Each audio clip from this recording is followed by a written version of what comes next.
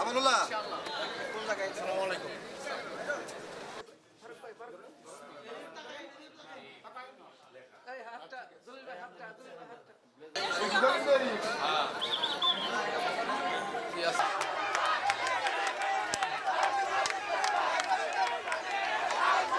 স্বাধীনতার পর যতগুলো নির্বাচন হয়েছে প্রত্যেকটা নির্বাচনের পরে গাজীপুরে একজন না একজন মন্ত্রী থাকে এবং প্রতিমন্ত্রী থাকে।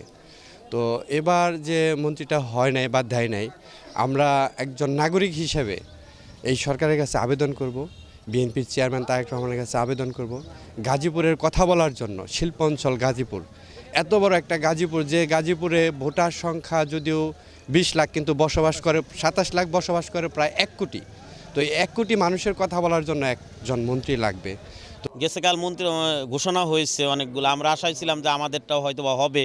এর জন্য একটু আমরা মানে হতাশ না, আমরা আশাবাদী যে আমরা মন্ত্রী পাবো।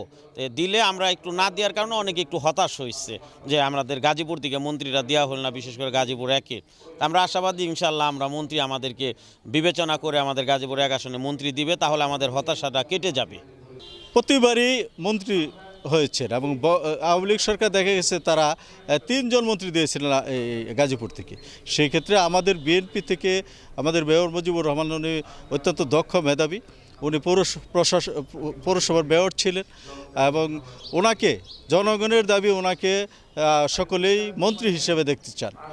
গাজীপুর দিকটা বিবেচনা করে, এবং যেহেতু বিগত সরকার আমলেও 2-3টা বড় মন্ত্রী আমাদের গাজীপুর ছিল, সেই সুবাদে আমরা গাজীপুর থেকে একটা মন্ত্রী পেয়েই থাকি এবং তাকে পাওয়ার জন্য আমরা জনাব তারেক রহমানের কাছে অনুরোধ করছি যেন আগামী যেন আমাদের একটা গাজীপুরে একটা মন্ত্রিত্ব দেওয়া হয়।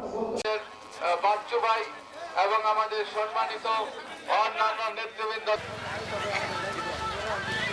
ভাইয়ের সালাম দিন। ধানের শীষে